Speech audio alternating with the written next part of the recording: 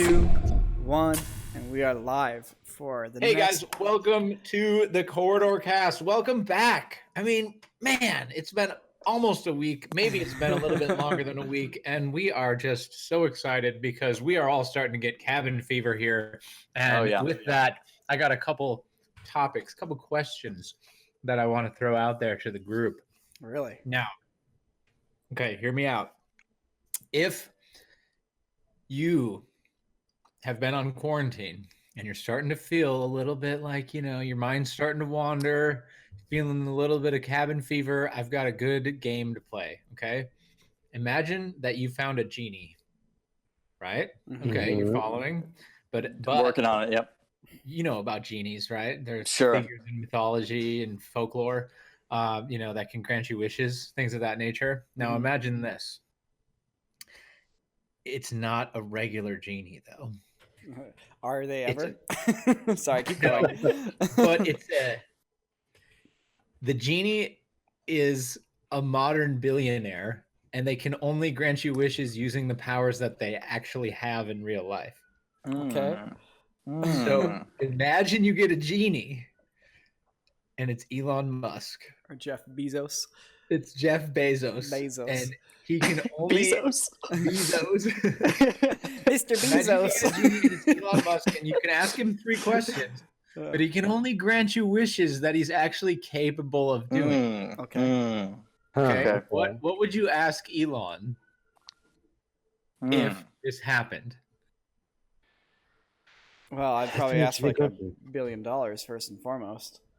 Okay, it's a nice amount of money to have. Yeah, he'd have to sell a lot. He'd have to sell all of his stock, but he could do it though. He could do it. Yeah. But it's supposed to. He has to achieve today, right? Like he has to have already achieved it today. Well, he doesn't have to have achieved it necessarily, but he has to be capable of doing it currently. Jake, it's going to sound like a smarmy ass answer, but in reality, there's nothing that Elon Musk has that I want. Throwing it down. The hardcore roast, Niko. Yeah. Good God. By the way, you guys should probably know who's on this podcast. It's Niko, obviously. Hi, guys. That's Niko.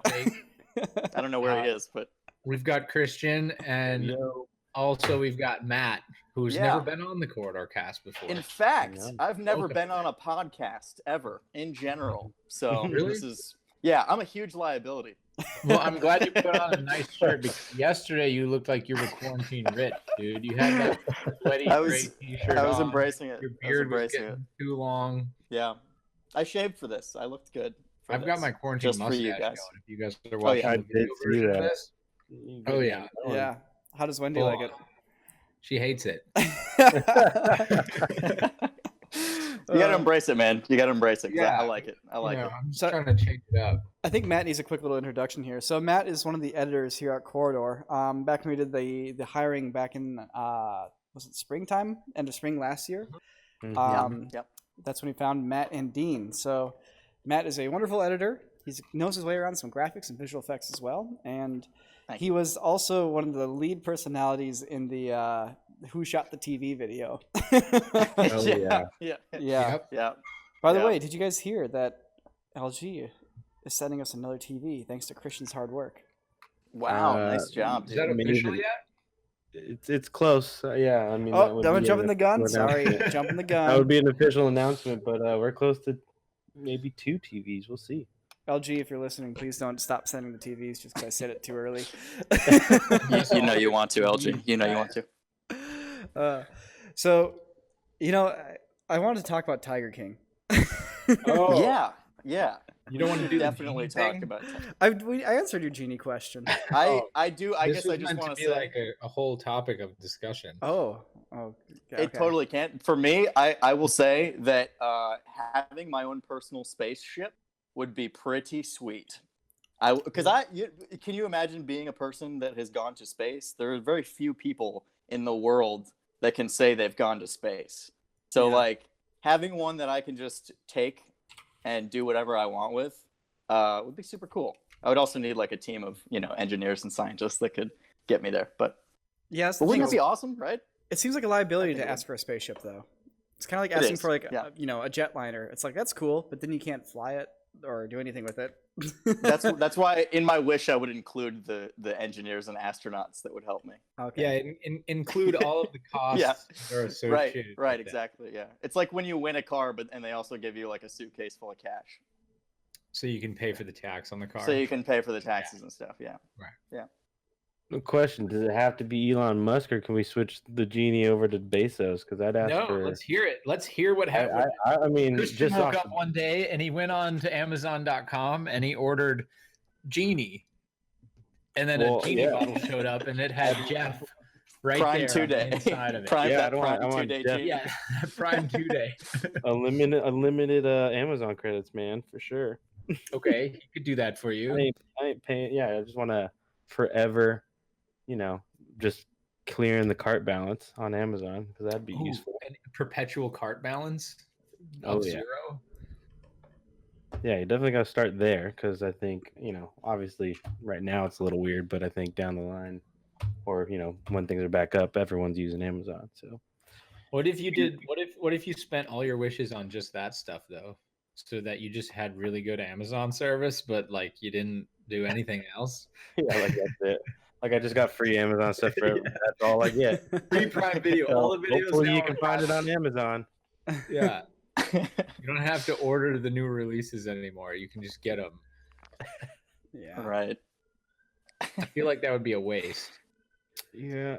I mean, we get one or I mean, that would be wish 1 out of 3, right? Yeah. Yeah, you got 3 of them. Well, Free Amazon. Free Amazon. Okay. Let's see, what else can that billionaire do? What else can that guy do? Kind of anything. He has like his own government. He doesn't play by any rules. I feel like the catch though with this question, it just comes down to how much money the person has. It's like it's kind of all they can really do is either give you money or pay somebody else to do something. But you can just take that up a step and just give me the money and I'll pay them to do something. I guess that's true. See, like now, if it was like a wonderful artist or musician or something like that, then it'd be like, play a song for me or whatever. I don't know. Like Bard, play a song. Okay, fine. You open your next bottle. Oh my God. Shakira. Wow. What do you do? How much is she worth? Oh wait, genie in a bottle. Sorry. Oh yeah, Christina Aguilera. Yeah, there you go.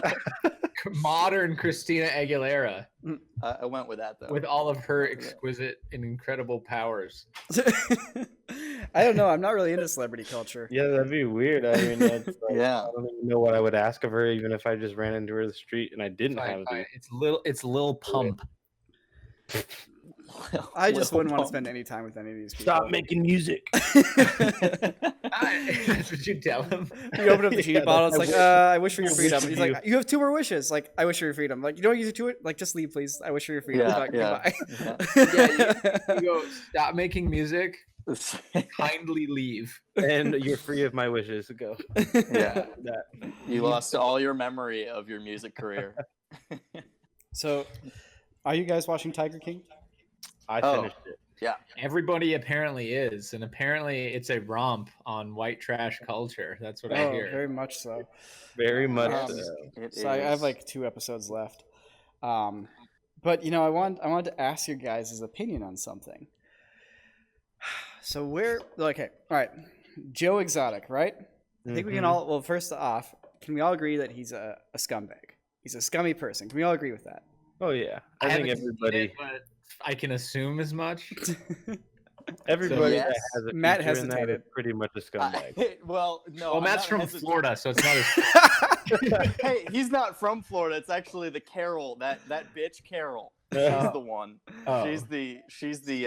He's in like North Carolina or something like that? Sorry. Oklahoma, I believe. Don't get it twisted. He's from Oklahoma. Oh yeah. The reason why I hesitated is not because he's not a scumbag, because he is in fact a scumbag. It's like, where's the question going? Because they're all scumbags. Yeah, yeah. So every last one of them. So my question, it goes a little bit further here. So if there's one thing that this Joe fellow wants more than anything else in the world, It's fame and attention, right? So we all got to enjoy this documentary. We all got to go on this story romp. But in the process, we're giving this guy who is, by most accounts, not a good person, exactly what he wanted. Exactly what he wanted, right? So is there a responsibility that we or the documentarian filmmakers have in this case? Like, take it back a step. So there's the guy that was doing the reality show halfway through. And had that reality show come out, I imagine it would have been just the same thing as what was on MTV back in the day. It would have been like the Osbournes, you know, but with this guy instead. It's basically making him a celebrity and cashing in on how kooky and how much of a scumbag he is. But with no real downsides. It's just, you know, is there... Well, he is in prison. He's in prison now, but not because somebody made a video about him. Sure. But my point... he's... Didn't this happen with Honey Boo Boo? I don't know, but my point with this, the question is this. At which point do you guys think it's okay to be watching something for entertainment when you are helping the person who is an asshole get what they want in the process? So like Logan Paul? Sure. He's not an asshole. No, that's a bad example. Have the documentary filmmakers been assholes themselves by making Joe Exotic a star, even though he's, you know, a sexual assault / animal rights guy who points guns at people and gets dudes hooked on meth, etc. The question is then for me, how many people actually like him? Like, you know, go, oh my God, Joe Exotic is my favorite. You know, I want to get Joe Exotic t-shirts now and his underwear and his condoms. Probably the same amount of people that think the coronavirus is a hoax. So exactly, that's what I'm saying. It's probably a low percentage of people. A low percentage, but then how many people have watched the show now? You know, if 100 million people have watched the show and 1% like Joe Exotic, that's 1 million people. Like, he now has 1 million fans. Of people that believe in flat Earth and, you know, chemtrails and stuff like that. I mean, there's plenty of those people out there that are just, you know, crazy anyway. Yeah, well, this doesn't matter what you feed them. This is what reality TV has spawned. I mean, since Survivor. Yeah, you're putting these awful people up on a pedestal and honestly rewarding them for their awful behavior with more attention. The whole show Survivor, which spawned the reality TV revolution, was based upon how horrible people could be to each other. I mean, in effect, there's some game, there's some strategy. But at the end of the day, the worst guy won. In the sense the guy that lied he was willing to lie, cheat, beg, borrow, and steal more than anybody else was in order to win. True. So there is the flip side, which is the human condition and learning about ourselves, right? You know, you take this one like extreme of a human being who is not a good person, and in watching that person burn out in spectacular fashion, we all learn a little bit about ourselves, because inside each and every one of us is just a little bit of Joe Exotic. Joe Exotic inside of each and every one. I mean, he speaks a little bit to that, like that inner id, you know, like the part of you that you ideally outgrew when you were 4 years old, you know, and you learned how to have self-control and things like that, and empathy. You know. Sure. Yeah, I don't know. It's just a tough question to answer for sure. I mean, it's the thing is, there's also like there's another side to this, and the documentary definitely it goes a long way, especially at the end. And now you haven't seen the last 2 episodes, Niko, but they definitely hit a lot harder on the exotic animal trade and how bad it is. There's this whole like they go into this whole issue with like the legal system and how it's like really skewed. And Jake, I'm sure you have a perspective on this as well. But there's like, what's the statistic? It's like 3,500. There are 3,500 tigers in the wild versus 5,000 in America alone that are in captivity. Oh yeah, no, there's more. Right? Yeah, that was the main thing they were harping on, was that there's more in captivity than there are even left in the wild. Yeah, and that's terrible. crazy. That's insane. Yeah, the exotic animals trade is a real issue, because there's a whole slate of countries that are between. Well, I mean, I guess they're third world, but like you take a country like Mexico, for example. Technically, there's the whole term third world, right, was originated from Cold War. The US and Russia being, and then everything else. So it's not really like a good term, but basic thing is what I'm trying to say is you take a country that's not at the progressive edge of like animal rights and things like that, right? Like Mexico is just an example. In pretty much every one of those countries, you can buy elephant boots and tiger fur and whatever you want if you want to buy it. There's a market for it. I mean, and so there's when it comes to like that kind of stuff, I don't know. There's really no stopping that unless everybody gets on board. But there's always going to be a poor, like less better off country that someone's going to stand to profit from it and isn't going to have the regulation or the infrastructure to enforce any of it. So sure. Yeah. Did you guys see that series? I can't remember if it's like Vogue or Wired, but there's all the like the Ask a Professional thing. I mean, it's there's the whole like CIA guy breaks down 5 spy movies, or visual effects artists react to visual effects. Yeah. And there was one I saw where it was like a mob boss breaks down mob films, and like I looked at that and it left a bad taste in my mouth, because like this is a guy who's like a villain. He's the person when you watch a mob movie, like that guy's an asshole. He's a criminal. Yeah. He's a shitty person. He's probably done shitty things. And now here he is being rewarded and idolized for being a mob boss. And like that really rubs me the wrong way, because like my instinct's like, fuck you, fuck that guy. Like, why should he be rewarded for that? And like, because people love a rebel, Niko. Yeah, man. Yeah, they love it. People don't think people are real when they watch them on TV. Like, to people, like, Joe's not a real person, or Carol Baskin's not a real person. They're characters in a movie. They're characters, yeah. That's what they're portrayed as when you're watching these things. They're just like, oh my god, that's so ridiculous. How I would never be like that. That's just a character. Yeah, it's weird. But like, I mean, that's like the epitome of mob movies. Is the whole idea of like, oh, look at how, I guess how badass this mobster goes. Yeah, how cool this mobster is when they go out and be a bad guy. Yeah, sure. Yeah. Well, then it's like, who do you blame? I mean, obviously these entertainment companies are trying to make entertaining content, and obviously they're finding the documentaries like Tiger King, or they're going to find that mob boss to go react to this thing. Do you blame them too? I mean, it's really it's down to the audience. Or is it their fault? Is it mainly their fault, or is it the audience because they all want to see that stuff? It's exactly. It's like the drug war, man. Whose fault is it? Person hitting buyers or the buyers? Yeah. A little bit of both, but more the buyers. Hey, if you're sitting down, you're firing up Netflix, and you're giving them $10 and you're watching that movie or that documentary series, you're going, it's okay for you to make this. Yeah, I want to see you guys watched 2 days on watching. Yeah, I've spent whatever. I got it done in like 2 or 3 days. Christian watched it too. I'm the only one who hasn't seen it. Yeah. Oh, you haven't seen it, Jake? No.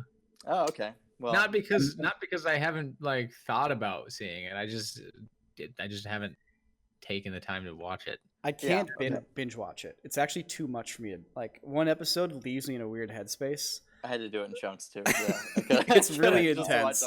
It's rough. It's gross. I only did it in 3 chunks though, because it was like, I don't know. It's a story that is so captivating to me.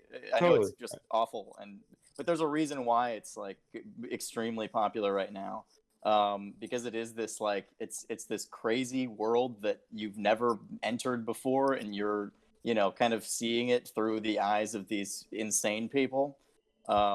And it's the same way with like a show like Breaking Bad, where you have this character that you're like, oh, maybe I like him at first, but then you uncover certain things about this character that you're following, and it's like by the end of it, you don't like the guy. You might have watched him through his journey, but I think a general audience goes, oh, these aren't people I should be liking, Yeah. True. So I hope that that's the case for a lot of people that watch it, and they come away with like, more awareness for the exotic trade industry and how messed up it is right now. But at the same time, it is also an entertaining thing, and I understand why people would just have that kind of value from it. But yeah, my biggest takeaway is that if it's a private zoo that lets you pet the animals, not like a petting zoo, but like pet the tigers, then they're scumbags. Then it's not a real Sure, zoo. exactly. Real yeah. zoos don't And eat then- pet wild and- animals. and- yeah, exactly. And I think it does a good job of like showing how just because there's a different face on it doesn't make it a different thing. Yeah. You know, like Carol's Zoo isn't better than Joe Exotic's Zoo Well, because it. Is it, or did the documentary filmmakers just need to have an antagonist for the story? Because Enemy. you don't pet I the don't cats know. at her zoo. I don't Like, know. I don't necessarily know. But I know that any documentary has to take a side. So, like, this is something they had to be on one side or the other of this. But I do think that they did something unique with this where they're not on the side of anyone in the documentary, you know? Yeah. They're on the side of what's wrong about all of this. I do feel like they're misrepresenting Carol just a little bit for the sake of having Possibly. an antagonist. 'cause- Possibly. I don't know enough about Carol or her business. Well, I mean, everybody has the same comment. mentality that Carol's a bitch, right? Everybody thinks Sure. the same thing. Everybody But says it in that. And show. she is- Sort of. I don't think she's a bitch, but she's it's the funny most to crazy say. cat lady you'll ever meet, for sure. She is by far the most, like, cat lady. She is way out there. Yeah. Yeah. But there's a couple things that, like, when you step back and you look at it, it's like, 1, she doesn't let people pet them. 2, she doesn't buy them. 3, she doesn't breed them. And so it's like, looking at that, it's like the documentary tries to equate her with the other people, and I feel like it's just doing that for the sake of making you feel like there's a, good guy and bad guy that are on equal playing fields here. But I can't help but feel like the documentary filmmakers are playing with somebody's life, like, I don't mean like in the sense that, like, oh, they'll, she'll get murdered, but more in the sense that, like, they're casting her in a certain light for their story, whether or not it's necessarily honest, and it's going to affect a real person, and it's going to affect their real life. But isn't this topic, though, this general philosophy that we're talking about here, isn't this inherent in all entertainment? Well, not in, like, fiction. I guess, but you're still composing.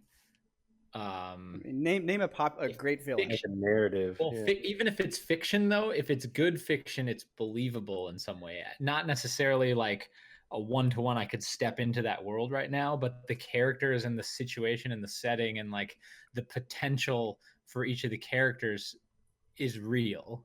And you can see that in other people, and that's what makes good fiction. True. Because it's a reflection of real life. Yeah, it makes you know the human condition. But it's not like if you go watch a movie and Danny Trejo is the villain, you don't leave it going, boy, Danny Trejo, I hate that guy. I'm going to write him hate mail and boycott his taco stand. A bad guy. Yeah, because he's just an actor, Like, we should make a video about that. He goes to Like, a movie. playing a bad guy makes you a bad guy. Yeah, and then they actually think that the bad guys are bad guys. Oh boy. See, that's the difference. Well, that kind of does happen, right? Though that does actually happen. The actress that played Cersei in Game of Thrones, when she was making some of those bad moves during those seasons, she would tell stories how people walking down the street would just be like, "You're a total bitch," or like, "I can't believe you did that," and she's like, "It's a character I played." But people get so invested. I'm not actually a queen. Yeah, it's like, people get so invested in the character that that's who you are to them. Yeah. And so, Yeah, I'm sure enough actors have gotten death threats, yada yada, because of roles they play. But what I was getting at, even whether or not it's fiction or nonfiction, in order for it to be compelling, you need story, you need challenges. If every character is perfect, it's not interesting, and so. Yeah. That's kind of what you're beholden to, because that's what humans are inherently interested in, and I don't know why that is necessarily. We all need to learn about what we are. It speaks. I mean, so everything I've strung out there is a little bit of devil's advocate, because in reality, it's also really important to learn about the human condition, to learn about these extremes, and if somebody like Joe Exotic does gain some of the fame he's looking for, but in return, we all learn a little bit more about how to be better people in the process. Like, it can offset itself a little bit. Yeah. Yeah. Yeah. I totally agree. Before I saw that, I would admit that I didn't know much about that exotic animal trade world at all, like that. And and also, like you said, you see examples and you also see what not to be like. And so obviously some of the way Joe treated partners in his life and his employees, every time I say that, it becomes disgusting to me. And it's like, wow, like I couldn't see myself going that way and treating a human being like that. But yet there are people out there that that are and do. Mhm. Yeah. So yeah, I think definitely I think it as a documentary was a little bit more responsible than something like Blackfish, which was very, very much on one side, and kind of crippled SeaWorld's business for a long time. Now a lot of people were like okay with that. They're like, yeah, take down SeaWorld. But they do actually do good things for animals there. They do rehabilitation for animals there, and that was taking down a lot of their business. And it was such a skewed perspective. So I don't know. Is it better? Is it worse? To me, it doesn't seem like it. But yeah, and then there's the other question that's important to ask here, which is, this applies to Blackfish too. Yeah. Why do we give a shit about tigers when we have millions of cows locked up that get slaughtered every day in these pens? Like, sure. It's really hypocritical, honestly, for us to give a crap about a freaking orca or a tiger when there's, we have pet animals, we have captive animals. Tigers are not bred by human beings and domesticated by human beings to be slaughtered. Well, also, when a cow gets out, it's not going to be like public danger. Yes, releasing them is one thing. Like, that's definitely a thing. But, like, so let's say you did breed tigers to slaughter them for their fur or whatever, for their meat. I don't know. Let's say tiger burgers became a big thing. Like, my point being is that, like, why are we getting upset about tigers in captivity when we aren't upset about parrots in captivity or cows in captivity or pigs in captivity or like aquariums, like bearded dragons parrots bearded dragons parrots. So you mean like non-domesticated animals that are in pet stores? Yeah, I mean, I guess I don't really consider livestock to be domesticated. So I consider domesticated. But they are being bred for the purpose. Livestock is absolutely a domesticated animal. Yeah. I use the domesticated as a definition of a pet. The animal has been made to be a pet, but yeah, you're right. It's been livestock's domesticated too. But is that just like some arbitrary thing that decides whether or not it's okay to have the animal in captivity? I mean, some people take good care of their tigers. Like Mike Tyson. Yeah, loves his care of his tiger. He loves his tigers. Love them. I mean, Joe seemed to take good care of his tigers, at least up to the point where I'm at in the series. Siegfried and Roy. I think their tigers took care of them. One issue that oh my god. Oh man. One issue that I know environmentalists bring up about this, about exotic animals in general, in an ecosystem where they don't belong, is that if those animals get out, then they can ruin that ecosystem, right? It's general practice to not bring an animal that doesn't belong in that ecosystem or that environment to that environment. So I know that's one thing that is that can be an issue. Yeah. But I don't claim to be an expert on that. The weird thing is that there aren't any hard and fast rules about this, because it's not like this is a new thing that all of a sudden humans have been introduced to as some new technology, or like cars, where it's like, okay, everyone's got a car now, we better come up with some rules of the road. It's like, no, humans have been interacting with other animals of all species since forever. Mm-hmm. And so I think maybe the way that you feel about where that line is in terms of like what's okay to keep and what's not okay to keep is there's absolutely a gray area, because some people are like, you know what, man is here to do whatever he wants to do, and you can just take whatever you want to take, and that's all it is, man. And we're all gonna die, or whatever. And then Jurassic Park happens. And then some people are like, no, it's a much more like cooperative relationship with animals, and there's ones that are domesticated over thousands of years, and there's ones that we rely on, and there's ones that we don't, and so there's definitely a gray area. Where is the line at for you? What would be an animal that would be okay to keep, and what would be an animal that would not be okay to keep? Man. I mean, like, so this would have to be like a research-based thing where it's like, okay, if I were to want this lemur, for example, is this lemur that's, Am I allowed to swear, by the way? I don't even know. I don't know. I swore. I was about to say a swear, but If you swear, it's if it happens, it happens, but don't intentionally. fine. Okay, cool. Yeah. Now I know how to podcast. If I have a lemur that's effing around my house, I want to know. I want to know if that lemur, if it gets out, if that's going to be detrimental to the ecosystem, right? So that would be my one thing, I guess. Yeah. And also, like, just general, care for that animal. Am I properly caring for that animal? What's a lemur again? I'm gonna look this up. a lemur? A lemur Oh, is these like little guys. Spider monkey. Is it type like thing? is it a Zaboomafoo type thing? As a boomer Yes, They got a Lemur. ringtail. That's a ringtail lemur? Yeah, exactly. They got a ringtail. Here we go. Yeah, I don't know. What's this? I think in imagination, there's a lot of animals that be theoretically cool, but if you just think with a logical mind, it's like eventually it's going to either outgrow or become aggressive or, not work as a pet. When we're talking about exotic stuff, because yeah, sure, I think having a chimp would be super cool, but I think eventually there's a point where it's not possible and it's terrible. Dude, there's a woman in Minnesota who got her face ripped off by a chimpanzee. Jeez. Yeah, I would Yikes. not keep a chimpanzee. Yeah.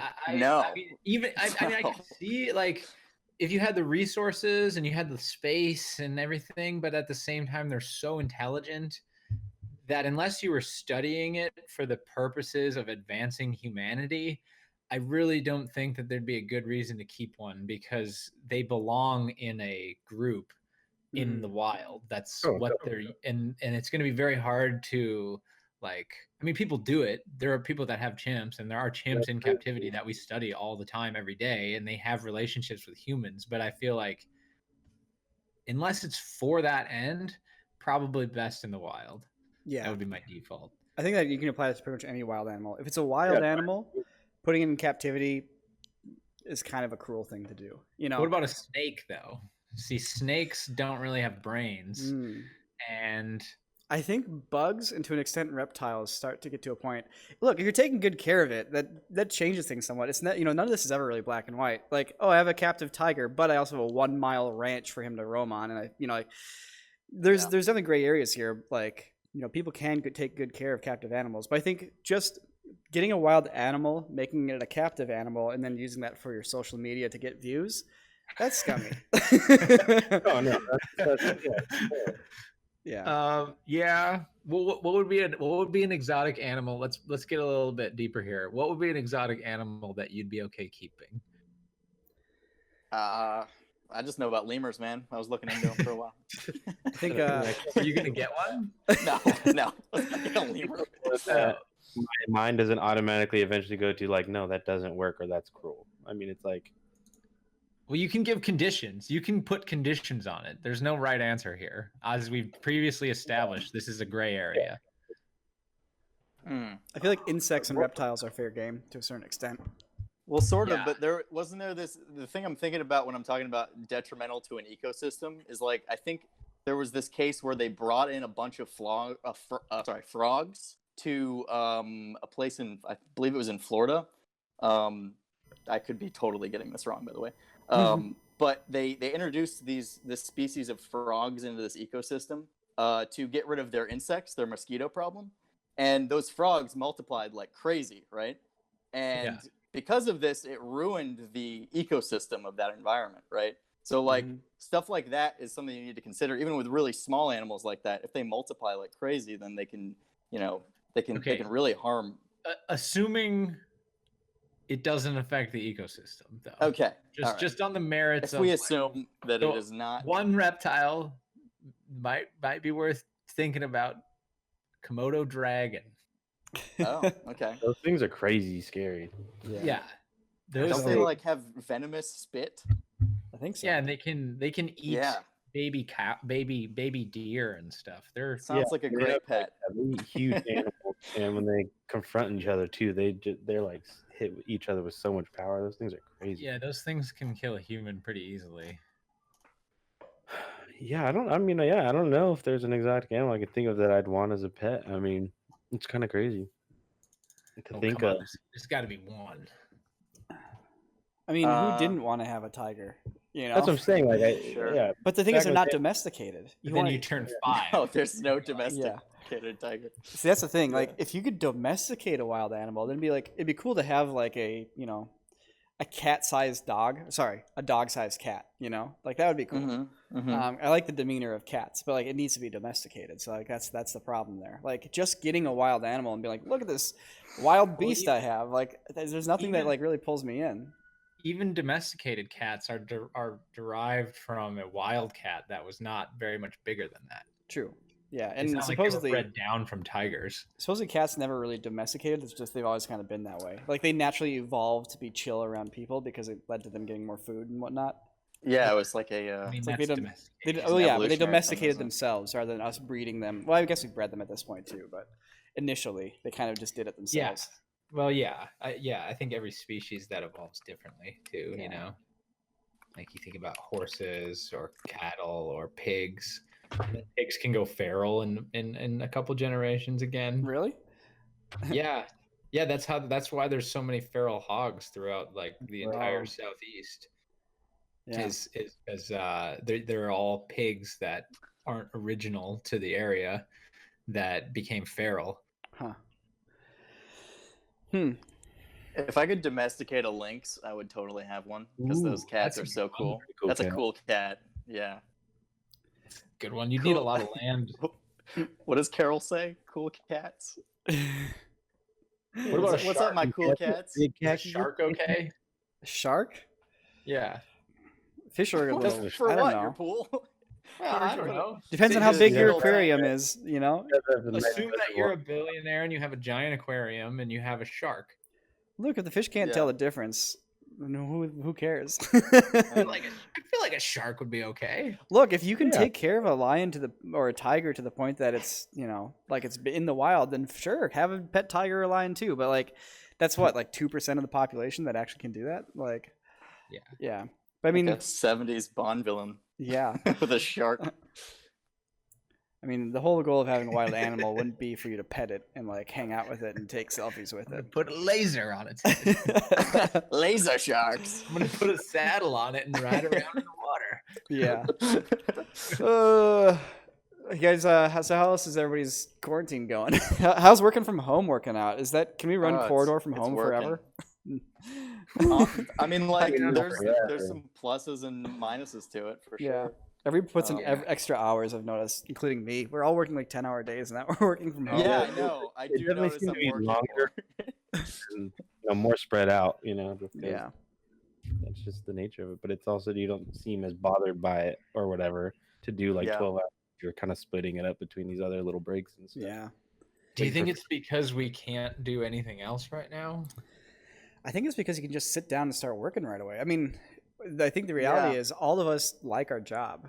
It's still at times it's still work, but like, I'm not begrudgingly a filmmaker. Like I'm like, ugh, film. I just ugh." had to become a filmmaker. I just didn't know what else to do with my life. Yeah. That's a good point. Yeah, of course, we all love it. Since we're not really supposed to do anything else, I think that can help a lot of people cope with it, because I think if this was just the normal and the option to go out or go hang out with friends or just be out and doing things Yeah. was still an option, I think distractions, are that just makes way more distractions, and then obviously you're not really tracking everybody because you're not working together and you don't know if they're out or whatever. But, Yeah. so I think that kind of helps. I think obviously being in quarantine, knowing that kind of everybody's in quarantine together, that definitely kind of helps the whole like cabin fever / we're all in this together type of thing. Yeah. You If it definitely was need that. just Like, go a ahead. work from home company, if we were just like a type of company that does work remote and works from home, but everything else was kind of normal, I think you would probably get into those situations. You kind of fall off or taper off or start to build up distractions to where Yeah. you might start getting less efficient. Yeah. You need Yeah, the I right think- culture around it. Yeah. Yeah. I think we've done a good job. I've been pleasantly surprised, but there is something to be said for like physical interaction, filming in the same space. Yeah, all I that like stuff. the studio for sure. Mhm. But at the same time, I think this has been a good insight, and that it isn't. One thing's for sure: our studio is not the type of place where it is absolutely necessary to our business that everyone is in the same physical space working it together all of the time. Yeah. No, I think I that's think a couple weeks proved it. yeah. Yeah. I would be interested in like a hybrid version of this where it's like maybe for 2 days out of the week we don't necessarily have to go into the studio if we're just editing. But I don't know. It would still probably be a little bit more complicated because you still have to take your stuff back and forth and yada yada. But yeah, I mean, I don't know. I'm certainly like the other thing is it's each individual too. And this is no qualm against Ren, but like if Ren was allowed to do this more often, I don't know what would happen. Like I don't know what he's doing half the time. Anyways. Yeah. That makes total sense. I mean, Ren's yeah, just I one of mean, those but guys there's where also aspects of our company that we can't do this. I mean, eventually we got to start doing corridor productions again, and obviously we're talking about it like as soon as late next week or early the week after. We're gonna have to get a skeleton crew together and film some VAR together or react videos together. Yeah. So it's not like we're able to just gonna never we have to together and continue to do this without ever getting together. But I think it's definitely been a good experiment to see like there's aspects of it and there's times maybe where it's not as big of a deal. But then there's obviously someone's just editing, and they have like editing deliverables that they have to do. Yeah, and they got a system at their house and they got their own home office. Because that's the thing that's very measurable, and that's what I like about it too. Is it's like, okay, you want to edit from home?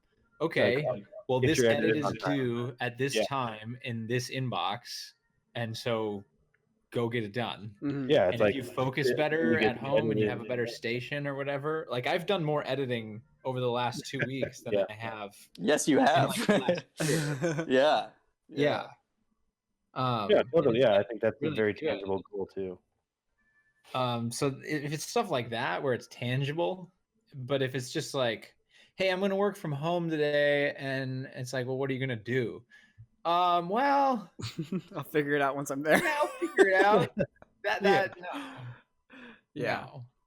Come into the studio if you're going to do that. But I could see people editing from home more often because, especially on the studio floor where it's really loud. Yeah. That's one of the super things distracting. That is really nice. I can't do anything out there except for film and be loud. Sure. But we need that spot to film and be loud at some point here. Exactly. Yeah, totally. You need that. It's part of the business. But not having everyone in there all the time might help with some of that. Sure, yeah. And just being able to like link in and do your work and not have any kind of chaos distractions going on. Yeah. It's definitely more efficient. So yeah, it definitely can help. Yeah. It's something to consider. It's figured it out. I mean, we all took to the Discord very well. We're all basically chatting with each other all day still. Needed, and so it's been cool to see how we adapt. But obviously, in my role, like, I could already feel myself getting. Pretty soon, I'm gonna be like, okay, let's get on a set somewhere. Like, we're gonna have to put this DJI thing. I'm feeling that right now. Yeah, there's definitely some of that. Like, I want to go out in the field and like be capturing some content soon. But like, but then there's also the other aspect where it's like, I'm actually like getting back to a lot of brand people on the side and doing a lot more email type stuff, administrative stuff again, because that's like there's no distraction going on. There's not, the smash break or the film session or whatever it is. But then there's the other half of my role, which is like I'm gonna be ready to like let's go film some stuff like in person and put a crew together to do stuff. Yeah. Well, to wrap things up, you guys want to talk some projections here, some coronavirus projections? Oh, okay. God. All right. Oh, man. What's going on? Hey, I actually saw an article that I want to talk about, too, this morning, but go ahead. No, kick it off, Matt. Kick it off. Okay, I'm kicking it off. I saw an article this morning from MSNBC, the most trusted news in networks. And what the article was it was basically like the headline of it was coronavirus, more deaths than 9/11. And I looked at that. Yeah, no shit. And I was like, why would you make the comparison to 9/11, an isolated incident, right? a terrorist attack that happened in one day. Because news media, that's why. It is like such a sizzly, juicy headline, right? Yeah, man. And I think this actually Ridiculous. goes back to when we were talking about the Tiger King and like responsibility in the media, right? Because they have a responsibility to like put out content that's I don't know, ethically true, or there's some code of ethics that they should follow, right? So that people's opinions aren't skewed. And yeah, this was one of those things where I was like, I looked at it and I was like, man, this is like true fear mongering. Yeah, you dude, know? you're completely right. Like when the outbreak was starting, I would go to CNN.com, and like the headlines were like they were just so garbage. Like, Yeah. for example, people start dying, the quarantine starts up, cities start saying, telling everybody to stay at home, and the headline is, God, or Republicans versus Democrats fight over stimulus bill, and like it's just turning it into a sports showdown, because everybody's got their teams that they're voting for.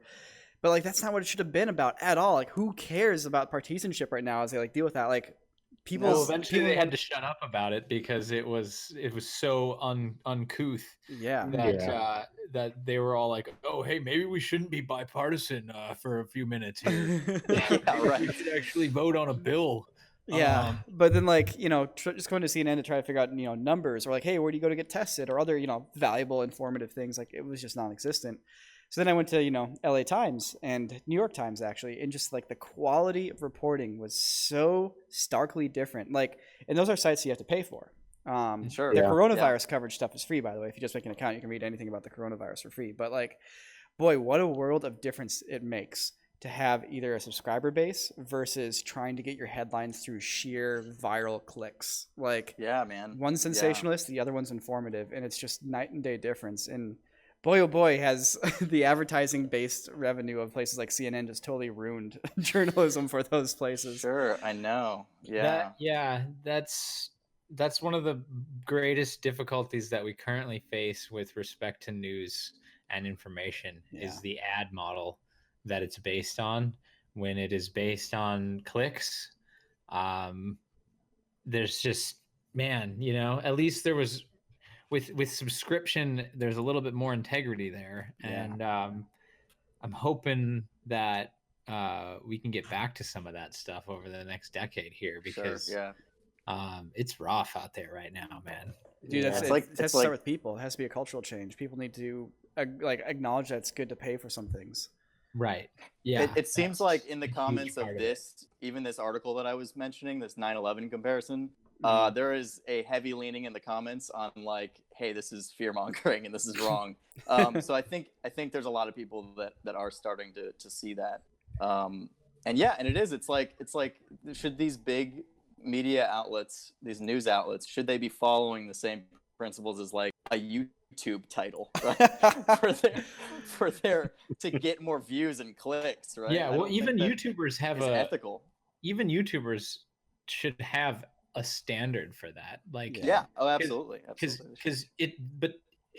as much of a joke as you just made is, that's actually happening though. They're looking at platforms like YouTube and they're going, oh well, they're getting more views than us, so what do we do? And it's like, and then you're starting to get like the youngins who are coming up through college and like college marketing, and then they're coming in and they're like, oh, we should use these new techniques to brand our stories. Check these out. And then you see those two things grow closer, and that's not necessarily a good thing. No. Well, I'm making the call right now, Matt. In 1 week, you're going to see a 9/11 every day as a headline. Every day. Because we're at 6,000 deaths for yesterday, so give it a week and we'll be at the 13,000. That is a juicy title. I would click on that video. Hey, guys, I've got. They gotta have a really good thumbnail for it too, like the virus is burning humans. Just like a bunch. It's just a bunch of twin towers burning. The twin towers are organized in a logarithmic chart. Yeah. On In every state, there's an 9/11. Or every calendar day. Yeah, every calendar day. Oh my god. All right. Projections. Here we go, guys. Okay, here we go. All right. I got some pulled up from Axios.com. Cool. So right now, the peak in California, the closest we will, like the best possible peak that we could have right now will happen on April 11th. That's if everything goes perfectly and somehow everybody stays home and stops having parties. Like April 11th is the soonest we could hit our peak. This one says April 26th. That's Oh, the wow. realistic projected peak is April 26th. And that's accounting just if everybody can get their shit together and really follow by the guidelines, then we should taper off or be at the top and not go any higher by then. Actually, even if people don't get their shit together, the peak will still be around April 26th. It'll just be twice as many people dying a day versus the other one. So the peak will happen at the same point. But if we manage to somehow get on top of it sooner, the soonest the peak could possibly happen in California is April 11th. I also see this has as U.S. nationally as April 14th. Yes. April 14th is currently the U.S. One. Now, once again, the soonest we could peak in the U.S. would be April 10th. That's if once again things go really well, but that's not going to happen because half the states still aren't taking this seriously, and they will once 1,000 people die. Niko, did you see? Exactly. Yeah.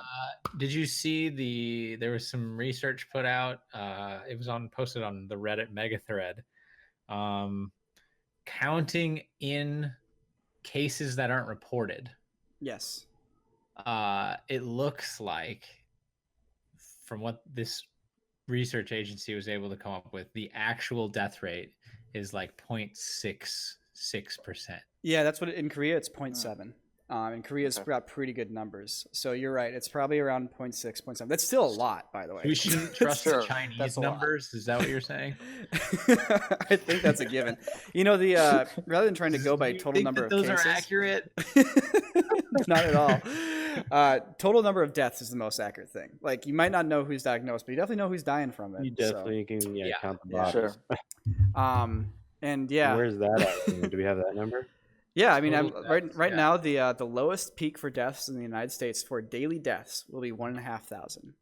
So if we do the possible best we can on April 10th, 1,500 people will be dying every day from this. April 16th is the projected average middle of the road one. That's 2,600 people dying a day, just for those couple of days of the peak, and then it's just 1,500 a day for a while. And then the biggest peak, the highest peak right now will be 2,500 a day. Now obviously that could get screwed up and go even higher, but yeah, people are gonna get the shit kicked out of them by this for a little while, and I'm really disappointed to see. I saw somebody fist bump today. Oh boy, did I disapprove of them quietly and internally very hard. Maybe they used hand sanitizer right after, dude. Maybe. Or before they just like sanitized bumped. Do you guys want a Sandy bump? Like Sandy bump. There's a layer of sanitization in between our our bro fists. There's a little sploosh. Yeah, but it's gonna be a little gnarly, and it sucks that people need to be contrarian about it, but whatever. Like I said before, with freedom comes responsibility, but but a lot of people seem to think that with freedom comes you saying, fuck you, I do what I want. But it's like, no. Man. Ain't that what it's all about, man? With your freedom comes also the need for you to be informed and responsible. Speaking of freedom, when's the economy going to come back online here? Because how many of these stimulus bills can they realistically release here? I mean, the thing is, it should come online, I would assume, by around June, July. The reality is... July? That's crazy. Yeah. That's horrible. Yeah, it's life. Whatever. It happens. Shit happens. Like, you'll get through it and you start doing your work again. What else are you going to do? Like, it's not the end of the world to be laid off. The end of the world is when you die. The end of the world is getting coronavirus and dying because you can't breathe. That is more serious than money right now. Getting laid off sucks, but it's like it's not like the housing crisis where there's like a vast like foundational element that's messed up in our like economic structure. Like, we know what's causing the problem here. It's pretty clear what's causing the economic problem. The worst thing about recessions is that they have a compounding effect. Yeah, but you get out of them eventually too. I mean, to a certain extent, with the way the U.S. economy has grown over the past 13 years, I believe it is, like, it's almost more concerning that we haven't had like a bear market or a recession than so in a way, like, this might help relieve some of that steam and some of that pressure. And I'm just talking out of my ass here, so please don't hold this against me if you study economics. But like, maybe there's a steam engine, boys. Like the early. It's like a steam engine. It's gonna need fuel at some point. You gotta let a little bit of pressure off once in a while. You gotta let the steam out, huh? We got too many bears, not enough bulls. Too many bulls, not enough bears. What do you do? Oh boy. Anyways. Anywho. Yeah. Well, honestly, that sentiment was seen last year at the beginning of the year when all the stock markets went. Burp, Yep. and then like, oh wait, there's not going to be a recession. Okay, cool, more. Yeah. And then they took off again. Yeah. Everyone's like, when's it gonna happen? And it's like, nothing's changed. Why are you guys so worried? Like things are going the same way as they always have been. And everybody's like, oh, that's right. The China war, tariff war. China war. Did you guys see that video? That was the conspiracy theories, Corona conspiracy theories. Give them to me. I haven't heard all of them. Let me just say this, guys. 1, I love conspiracies. 2, they're all bullshit. But you know what? They're all I love the imagination land that they take you in. The tinfoil. All right. So conspiracy theory is that there's a lab in Wuhan that studies viruses because they've had numerous viruses come from like bats and other animals. So China actually has had labs working on this stuff for a while. And supposedly they'd actually found the coronavirus back in like November. And then one of the lab people got infected with it, and then it got out. Oh my god. No. So this could potentially be a Chinese, not lab-grown virus, but a virus that's been extracted in the lab, and then it got out. Their security measures weren't tight enough, and it got out, and it contaminated everywhere. Oh no. Yeah. That's saucy. That's Dude, a saucy one. Anything is possible with the Chinese. No offense to anybody that's Chinese, but anything's possible when it comes to what's going on over there. But doubt it. Doubt it. It's highly unlikely. That's the whole thing about conspiracies, man. This is you don't want to believe that something so simple could affect so many people. Yeah, it's gotta be under someone's control, right? Yeah. Shitty things don't just happen, right, guys? Yeah. It's like, right. Yeah, viruses do just happen, and you know, sure, somebody may have like, you know, eaten the bat or coughed on the other person to like, you know, go from patient 0 to patient 1. But that shit's gonna happen anyways. You know, it's gonna happen at some point. It's just. You know, I think people just want a villain too. You know, it's a better story if you got someone to blame. Yeah. This is a tie back to the beginning. It is. Wow, full circle, boys. It's like Full a circle. story in and of itself. This conversation is like a story. Wow, Matt. God, we're filmmakers. We're storytellers. More often, man. Wow. You know, that's probably a good point for us to actually wrap this up. Dean's waiting on me. I need to record a voiceover for a new merch launch, by the way. So he's probably just sitting there like with his hands just primed over his keyboard. Oh, speaking of which, if you guys are interested, we just restocked a bunch of stuff on the store. It's corridordigital.store. We got a mocap crew neck up there. We got a green screen emergency blanket. Mm-hmm. Oh, sorry, Matt.